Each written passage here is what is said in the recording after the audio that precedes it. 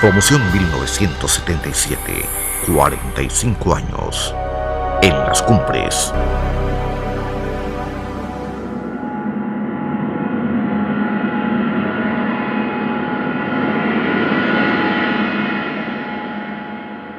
La Escuela Normal Nacional para Varones, hoy en día Normal Superior de Pamplona, norte de Santander, Colombia, es parte activa y fundamental en la historia reciente de la educación en este país. En ese importante claustro, y por más de 8 décadas, se han formado miles de maestros que con su sapiencia y talento han forjado por igual miles de personalidades a lo largo y ancho del país, siendo incansables trabajadores en aulas de escuelas y colegios, de ciudades, pueblos y veredas, donde imparten o han compartido conocimiento a partir de una eficiente formación como educadores.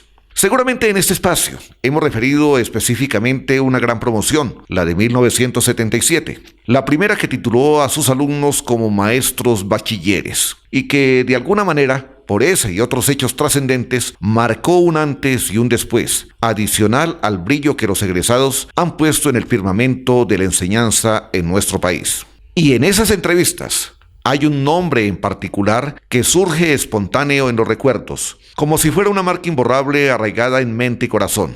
Es el del gran maestro, orientador, amigo, el eterno prefecto de disciplina, el hombre que, con buenos argumentos y mano fuerte, quien inyectó valores y generó pautas de orden para poder avanzar por caminos más amplios y seguros. Es Luis Enrique Yáñez, historia viva de la Escuela Normal, y que hoy tenemos la fortuna de tenerlo en este espacio. Y le damos la bienvenida, porque sin duda es un gran honor tenerlo aquí en este momento. Bienvenido, profesor Yáñez. Gracias, Cano y Torres. Ciertamente es un placer verlos y recordar aquellos tiempos cuando ustedes eran mis alumnos y yo su maestro de esa institución que posiblemente marcó un hito muy importante en la educación colombiana, que es la Normal Superior de Pamplona. Ahorita recuerdo con ustedes que siendo yo profesor de la Normal ya, y el padre Héctor Uribe, rector del Ministerio de Educación, por los primeros días de noviembre de todos los años, pedía la lista de los que iban a egresar en la Normal para posesionarlos como maestros en todas las regiones del país. O sea que prácticamente el maestro salía de allá, no solamente con el título, sino ya con el certificado de trabajo que le daba nada menos que el Ministerio de Educación Nacional, elegidos por en esa época, el director de Normales. Jefatura de Normales. Ajá, jefatura de Normales. Es la historia que comenzamos en esta narración. Quiero comentarles a todos los televidentes y amigos de las redes que por igual en esta cita tan especial nos acompaña Roberto Antonio Torres Albarracín, titulado como maestro bachiller en la promoción 1977. Con él vamos a desarrollar esta conversación con el profesor Luis Enrique Yáñez. Roberto, bienvenido por aquí. Muy valorado y apreciado prefecto de disciplina, que manejaba el comportamiento en la Normal de Varones de Pamplona durante muchos años, quien sentó las bases de las personalidades de muchos estudiantes que hoy en día merecen un reconocimiento por dedicarle toda una vida a la educación. Él fue un maestro de maestros. Maestro Yáñez, no voy a volver a repetir la palabra profesor. Se me adhirió tanto su forma de trabajar, su forma de ser, que cuando yo llegaba a las instituciones, bueno, la primera institución que llegué, que duré 16 años ahí, yo llegaba a veces presionado porque trabajaba en la jornada de la tarde, porque estudiaba en la universidad en la mañana, y encontraba a los compañeros sentados, ahí hablando. Yo llegaba, tocaba la campana, hacía formación, hacía las observaciones que siempre se hacían sobre comportamiento y la forma de ser. cosa que le aprendí a usted, y mandaba a los estudiantes a las aulas y me iba yo a trabajar. Pues son historias maravillosas, profesor Yáñez, de todos estos alumnos suyos, normalistas, que las pueden contar con mucho orgullo. Roberto, una vez más, bienvenido y gracias por estar acompañándonos aquí en Pamplona y en la casa del maestro Luis Enrique Yáñez. Bueno, maestro Luis Enrique, ¿cuántos años estuvo usted como maestro, prefecto, coordinador en la escuela normal? Yo llegué a la normal a trabajar como maestro en el año de 1961 y me retiré en el 2002, o sea que creo que hay 41 años ahí, y siempre fui el coordinador de disciplina. Pues hablar de coordinador de disciplina, pues yo digo que era como hablar de la puntilla en el zapato, porque el prefecto de disciplina, no sé si sería yo o todo el mundo ha hecho lo mismo. Me tocaba la lucha de pelear con los alumnos, con los padres de familia, con los profesores, con el rector. Pero afortunadamente, como que uno se acostumbra. Y les doy un dato que la sociedad de Pamplona no conoce y nadie conocía. Siendo yo prefecto de disciplina, quedó la normal sin rector y estaba de presidente de la Asociación de Padres de Familia de la Normal, don Antonio Cabeza, que en paz descanse, que es el fundador y el sostén de la panadería Cabeza. Y don Antonio Cabeza era el presidente y le dije yo, no, vámonos para el ministerio a decirle a la ministra, que era la doctora Vicky Colbert y Arboleda, que nos nombre un buen rector, es decir, alejado de la política, que sea un pedagogo, que sea un científico, que sea un maestro. Y se quedó mirándome la doctora Vicky, que ya me conocía porque yo había hecho un trabajo con ella. Y me dijo, no, Yáñez, es que el rector de la normal es usted. Le dije, no, doctora, yo creo que yo hago mejor papel como prefecto. Déjeme a mí allá de prefecto, de coordinador de disciplina. Ahora, ¿por qué era muy amiga mía la ministra? Porque en esta casa y en esa mesa, ella estuvo con un grupo de profesores pamplones, entre esos que yo me acuerde, Pedro Nel Santa Fe, que es de Gramalote, y fue rector de la universidad, profesores de la universidad como doña Isaura Romero, Josué Ramón, Chepe Flores, y mi persona. Trabajamos con ella en un proyecto de elaborar los libros que iba a utilizar la Universidad Javeriana para formar a los maestros a distancia. Y nosotros le hicimos los libros con la doctora Vicky y ella nos hacía las correcciones. Tanto que prácticamente nosotros hicimos esos libros a honoris causa, porque creo que nos quedaron, a cada uno de los que trabajamos en esos libros nos quedaron 5.000 pesos de esa época, porque nos tocó pagar los mecanógrafos y los dibujantes. O sea, lo que les digo, la Universidad Javeriana fue muy poco. Y, o sea que prácticamente, para contestarle la pregunta, 41 años de prefecto. Sin duda es la historia total, sobre todo de épocas cruciales en la hoja de vida de la institución. Hablemos un poco de esos años cuando era regida la normal por los sacerdotes Luna, Uribe, muy recordados entre otras cosas por infinidad de normalistas, maestro Luis Enrique. Sí, ciertamente la normal, el ministerio le dijo al padre Uribe, bueno, lo nombramos de rector, pero o para la normal o la cierra. Entonces él venía con esa autorización.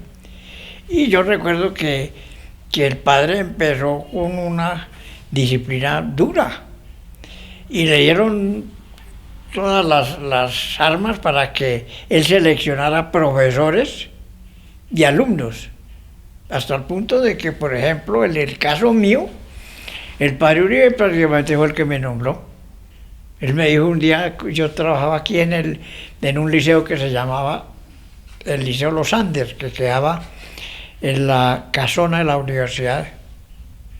Y hasta con Gustavo Portilla, que fue otro gran maestro que ya murió, decíamos que si hubiese justicia social, esa casa era de él y mía, porque nosotros paramos ese colegio hasta el punto de buscarle la aprobación oficial hasta tercero bachillerato. Y de ahí yo pasé a la normal. Ya estaba el padre Uribe, pero el padre Uribe fue un gran rector y él se preocupaba muchísimo por escoger los profesores de la normal. Inclusive le doy datos como este. Cuando la Universidad de Pamplona empezó a traer los profesores de España y a seleccionar los profesores de Colombia, muchos de ellos los llevó el padre a dictar materias como la química, que era un profesor que no recuerdo el nombre ahorita. Llevó el profesor de educación física que todavía vive aquí, que se llama el profesor Lozano, un gran maestro, y llevó los profesores de matemáticas, etc. Entonces, ciertamente, la normal llegó a tener un reconocimiento a nivel nacional, y yo paso a creer que en parte internacional, porque de Ecuador, de por ahí del Perú, también a veces se llevaban muchachos o venían a observar clases de la normal. De esos años sesenteros, usted nos comentaba hace algunos minutos que había comenzado en 1961, esa trayectoria en la normal de Pamplona. Hubo dos hechos trágicos en esa década que marcaron y dejaron huellas muy tristes. La avalancha que destruyó infraestructura, pero que genera otra bonita historia con la Virgen del Prodigio, y el accidente del bus escolar en la carretera Cúcuta, donde perdieron la vida algunos estudiantes. Y usted me contaba extra cámara hace algunos minutos que usted en la avalancha vivía ahí en la casa de la portería, donde vivió don Antonio luego, el enfermero. Cuando la avalancha yo vivía en la portería, o sea, yo descansaba como prefecto los domingos. Y esa es una anécdota de Juancho Peláez. Decía las Yáñez, nosotros como que nos gustaba trabajar y como que vivíamos el trabajo, porque nosotros trabajábamos de lunes a sábado. Y como creíamos que no habíamos trabajado en la semana, dejábamos castigados para sábado y domingo. O sea, para trabajar el sábado y para trabajar el domingo. Bueno, en la avalancha, yo recuerdo que yo estaba descansando oyendo un partido por radio, cuando yo sentí un ruido de los chinos que bajaban por el río abajo con el río. Y yo dije, ¿qué pasó? Y me suspendí lo que estaba haciendo y me fui a ver qué era, cuando ya eran los alumnos que estaban castigados, que se salieron del salón y se vinieron detrás del río, porque eso bajaban árboles, animales al principio. Y eso fue una cosa terrible. ¿Por qué? Porque la avalancha prácticamente acabó con la cancha de fútbol, porque la cancha de fútbol quedó una capa de barro como de 1,5 metros. Acabó casi con los salones que quedan frente a la cancha de básquet de donde hacíamos la formación. Todos esos salones quedaron con 1,5 metros de barro por dentro. Los sótanos de allá, de esa parte. La única parte que no tuvo problema fue el comedor. Allá donde está el comedor, yo decía que era la parte más segura, porque allá no pasó nada, ni la anexa, los bloques donde quedaban los dormitorios y los laboratorios, pero el resto casi acaba con eso. Ahora, imagínense usted la cantidad de piedra que bajó, que el barrio Santa Marta estaba en construcción en esa época, de esa parte de Santa Marta, y yo creo que el 100% de la piedra que necesitaron para construir ese barrio lo sacaron ya de la normal. Y lo de la Virgen del Prodigio es que, como detrás de la estatua de la Virgen, quedó toda esa piedra que ustedes ven que hicieron el monumento, pero la estatua no no sufrió nada. Ustedes, con semejante avalancha de barro que pasó, ni una chispa de barro en la imagen. Y en la alberca que hay tampoco. Como que la piedra se fue acumulando detrás de la Virgen. Y por eso se llama la Virgen del Prodigio, ¿no? Que prácticamente es lo único que quedó por ese sector en buen estado. Tampoco le llegó a la casa de la portería. No.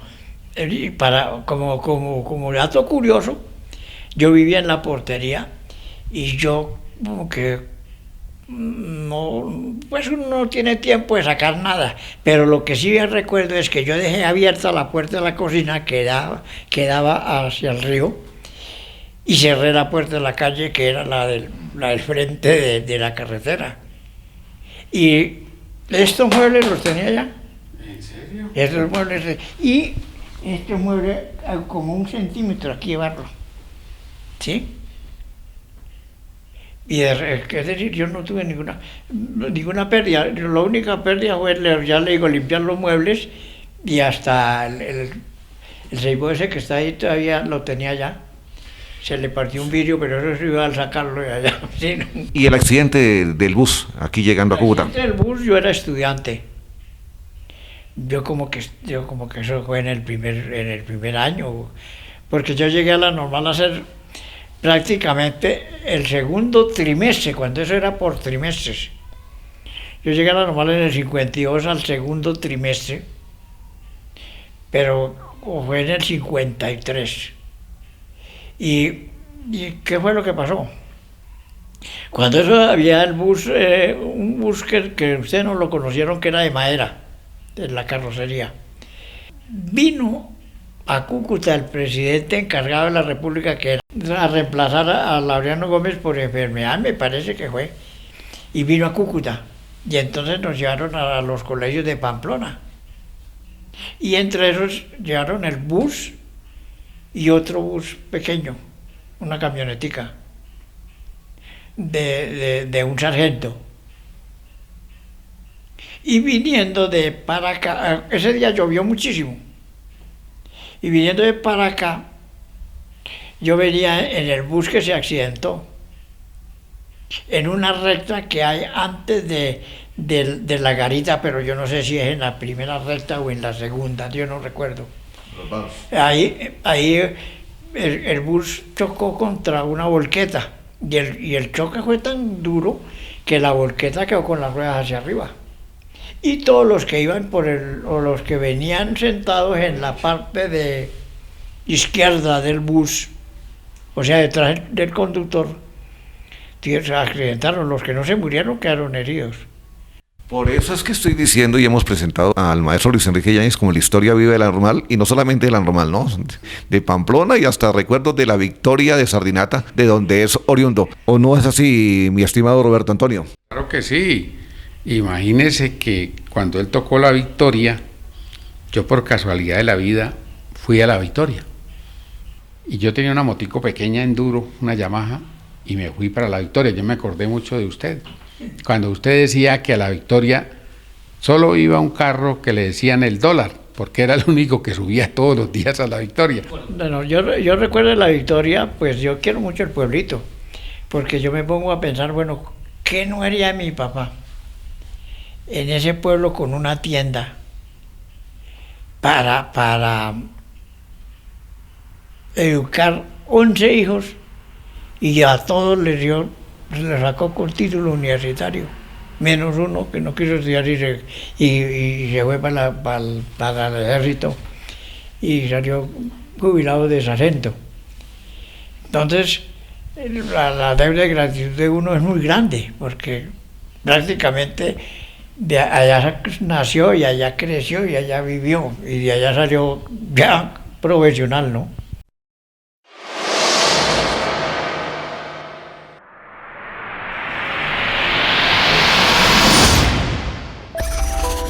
Estás en sintonía de Cúcuta TV. Buena televisión. Pagar tu factura es muy fácil. Utiliza nuestros medios digitales como el botón de pago en nuestra página web. También puedes hacerlo a través de nuestra app gratuita, Aguas Capital Cúcuta, o por la aplicación del banco BBVA. Fácil, seguro y al alcance de tu mano.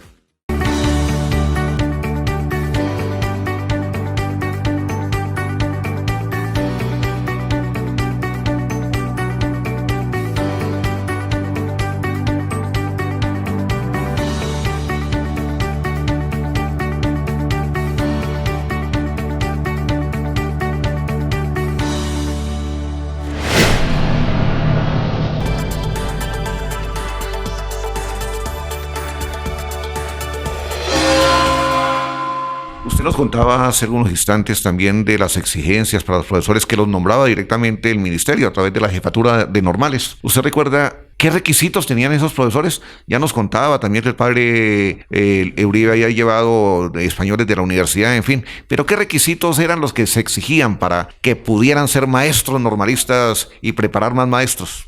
Bueno, en esa época generalmente se exigía que el profesor de la normal tenía que ser licenciado o normalista, porque en esa época tampoco había muchos licenciados. Y yo recuerdo que candidato que el padre Uribe diera al ministerio, a ese señor lo nombraban. Y candidato que el padre Uribe le quitara, le dijera, bueno, a usted trabaja hasta mañana, a ese también lo votaban, ¿sí? Como otra cosa importantísima. Y es que, por ejemplo, en la normal, en esa época, yo creo que una tercera parte de los alumnos eran becados. Y las becas las repartía el padre. O sea, él le decía, bueno, usted le voy a dar la beca, usted también, a usted aquello. Mandaba esa relación al ministerio y cuando de pronto llegaba la resolución aprobando esa lista que él mandaba.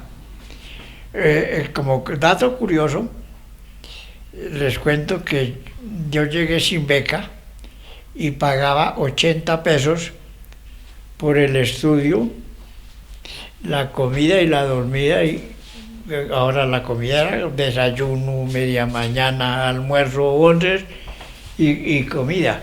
O sea, lo único era que no le lavaban la ropa. Sí, bueno. En 1973, recordamos, a raíz de un problema generado con alumnos de cursos superiores, se engendra un llamado paro de alumnos, que con el correr de los días forja otra historia un tanto gris en la normal, pero que a su vez provoca la germinación de algunos cambios importantes. En ese entonces usted tiene voto de confianza por parte del ministerio y hasta es encargado nuevamente de la rectoría.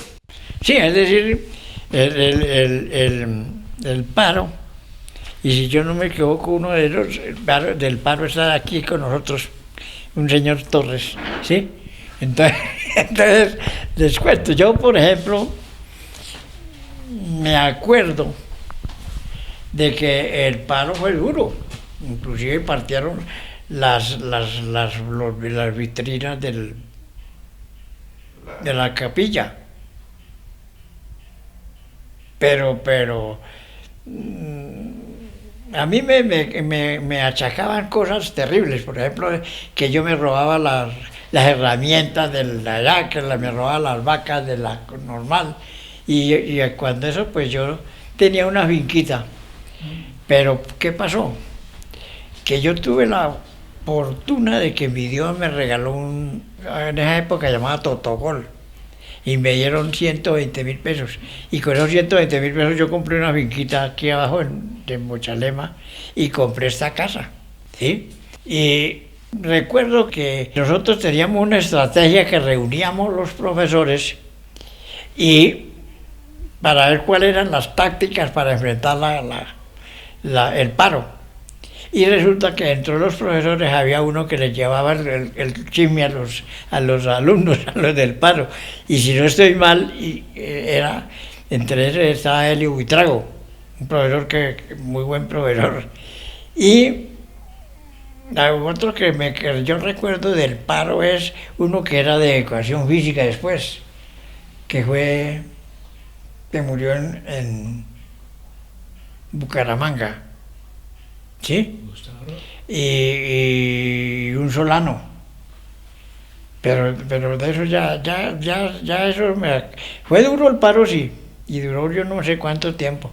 Y después del paro me dieron a mí la papa esa caliente de parar otra vez la normal. Y sí, yo agarré las riendas y de ahí, pues que se votara, no se votó sino como uno o dos, ¿sí? Pero yo no me acuerdo más de eso, ¿sí? Pero fue duro, sí. Yo, en ese paro que usted habla, yo sí di motivos allá y usted sabe que de verdad yo me opuse en determinadas cosas, pero con lógica y porque de lo contrario yo no habría terminado una normal.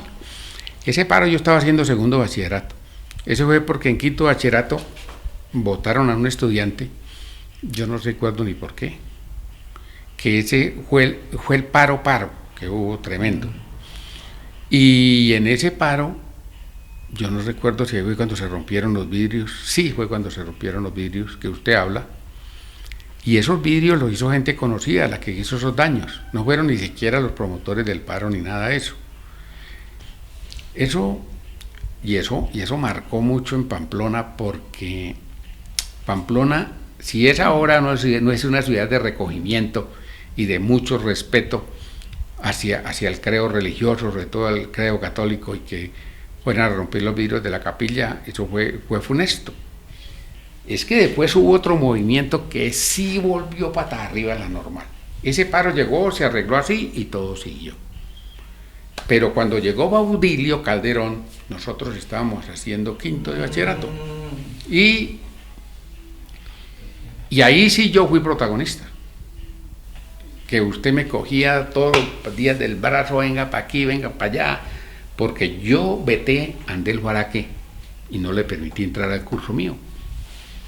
El problema que se presentó en ese quinto bachillerato era que nos decían, y usted uno que decía, mire Roberto, si no cumple la intensidad horaria, usted no se gradúa. Usted me llamó a mí muchísimas veces a hablar sobre eso. Yo fui intransigente, yo dije que no. Luego eso se armó como una bola de nieve, porque llegó Baudilio Calderón, ya acababa de llegar. Y Baudilio Calderón tenía mucha resistencia, y eso sí lo sabe usted bien. La mayoría de los profesores estaban en contra de Baudilio. Y Baudilio traía una sombra que cuando eso era jodido. Hoy en día le habrán hecho un monumento. De esa época, de ese paro, háblenos un poco de la reminiscencia que queda todavía en su memoria, del traslado de profesores que hicieron para todos los lugares de Colombia, de las renuncias de muchos de ellos y la llegada de otros más nuevos.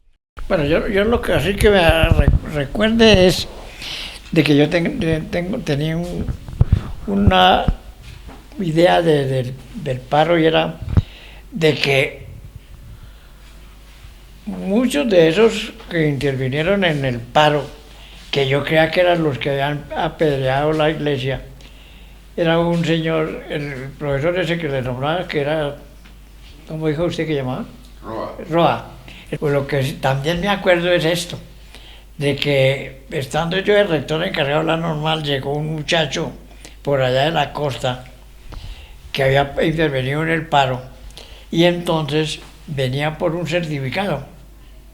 Y yo le dije, bueno, yo le doy el certificado, claro, porque yo no puedo negarle a usted el certificado, pero me hace el favor y me devuelve unos guantes que usted le llevó de boxeo, y no los entregó. Bueno, que eran unos guantes de boxeo, pero profesionales. Y entonces él vino aquí un poquito en una tiendita y compró uno así de juguete. Le dije, no señor, o trae los profesionales o el certificado, yo no lo entrego, porque yo sí le puedo exigir a usted que tiene que estar a par y salvo para entregarle los documentos.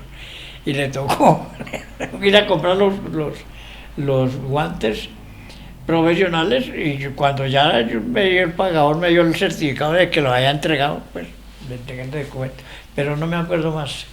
¿Sí? Mire, Profesor, de esa época, de paro, ¿no?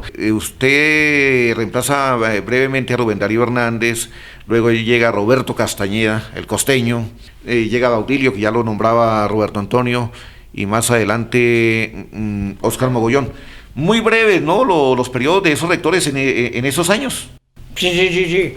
El Roberto Castañeda, pues yo recuerdo una anécdota de Roberto Castañeda, y es que yo había conseguido con el presidente Pastrana que me regalara 3 millones de pesos para que en esa época eran plata, para arreglar la normal después del paro. ¿Sí? Y el presidente me regaló como 9 millones, pero eso se fue volviendo a huevollos, y el uno le quita una parte y al otro le quita otra parte. A la normal no llegaron sino 3. Y resulta que yo, pues, tenía el deseo de comprar pupitres, una máquina de sumadora por pagador, una máquina buena para la secretaria, porque ya se hacía mucho documento. Y quería hacer la cancha de básquet y la cancha de microfútbol. Pero yo tenía todo eso así ya prácticamente palabreado, pero en esa época había un filtro que inclusive, si lo hubiera ahorita, habría menos robos, que era que en Pamplona y en todas las ciudades había un auditor, y el auditor era el que firmaba los cheques de todas las entidades oficiales de Pamplona, o sea, del batallón, de la normal, del piloto, de la normal de señoritas, ¿sí? Y él no dejaba pasar nada. Un gran rector fue Óscar Mogollón, ese sí, porque fue un padre de la Escuela Nueva. Lo que pasa es que la Escuela Nueva, el gobierno la desacreditó, me militó. ¿Por qué? Porque eso era un programa para las escuelas rurales en donde no hay sino 10 alumnos, y entonces el gobierno nacional quiso en todos los colegios poner la Escuela Nueva. Y para mí eso ha sido uno de los problemas de los fracasos que tiene la educación actualmente, como por ejemplo también, diga usted, el hecho de quitarle la autoridad al profesor, porque es que ahorita el profesor no tiene autoridad, y entonces ¿cómo va a educar a un muchacho y no le puede llamar la atención? Volvamos a la época de nuestra promoción, profesor Yáñez. ¿Qué recuerdos tiene de estos muchachos de los 59 que nos graduamos como maestro bachiller, la primera promoción con ese título en 1977, que por eso estamos cumpliendo los 45 años?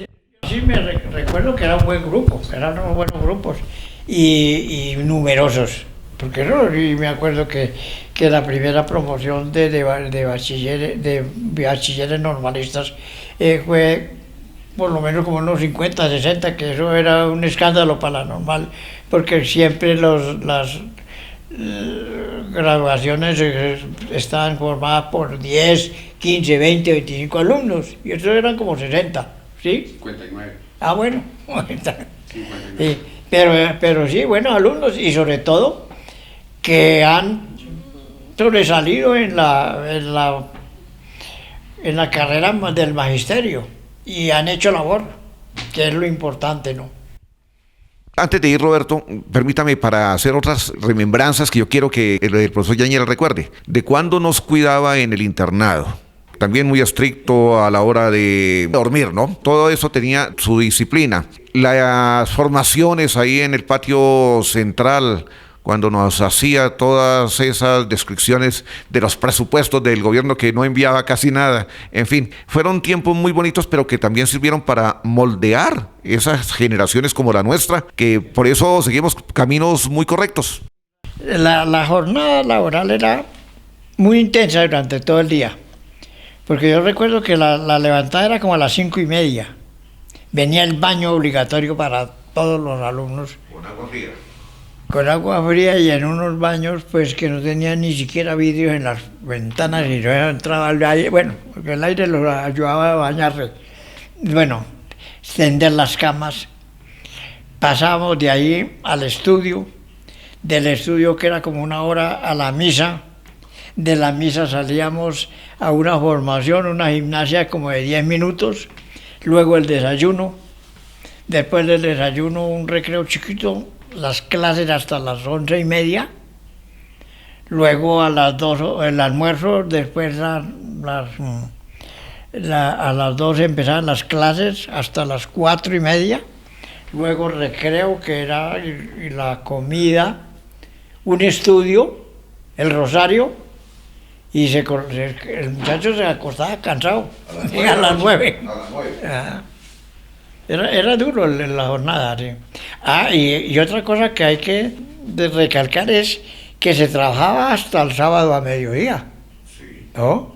O sea, había clases, no media jornada como ahora que era hasta las 11 y listo, el pollo. Era de 7 a 11, de 2 a 4, todos los días hasta el viernes y el sábado hasta las 12 del día. ¿Listo? Mire, profesor, yo quiero destacar aquí, en este momento, era su capacidad de trabajo. Porque usted se levantaba, si no a las 5, antes de las 5. Porque usted mantenía 3 dormitorios que usted vigilaba estudiantes. Y el baño diario empezaba a las 5:30. Y lo que usted dice es cierto, esos baños tenían unas chorreras continuas y abierto, y uno tenía que llegar hasta que lo enseñaban, ¿no? Pero usted, profesor, terminaba a las 9 de la noche, hacía el rezo, nos dejaba todos durmiendo calladitos y seguía trabajando, calificando previas, cuadernos y hasta llevando algunas contabilidades. El prefecto de disciplina de esa época tenía 12, fuera de la labor de los internos y la disciplina general, tenía que dictar 12 horas de clase semanales. O sea, lo único que le rebajaban era 8 horas.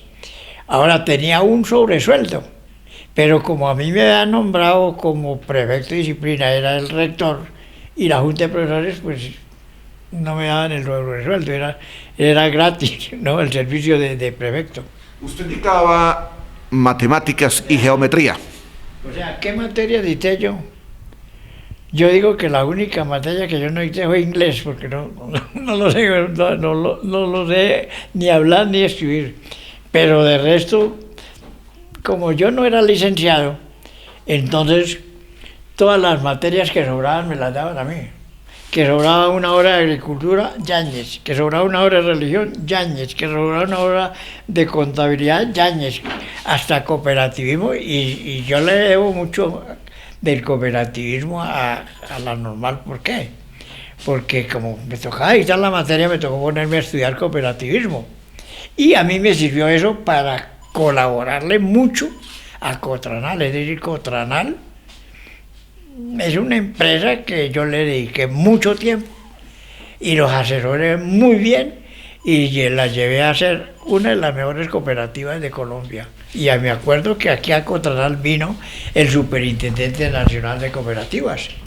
Luego, cuando organizaron la cooperativa de la universidad, yo fui a dictarles las primeras conferencias a los profesores de la Universidad de Pamplona sobre cooperativismo, que cuando eso estaba Juancho Peláez y yo me acuerdo cuál otro era otro de los líderes del principio, un señor Peñaranda, que pequeño igual a mí, Alejo Peñaranda, y no me acuerdo quién es otro, y yo empecé a darle los primeros brochazos de cooperativismo hechos.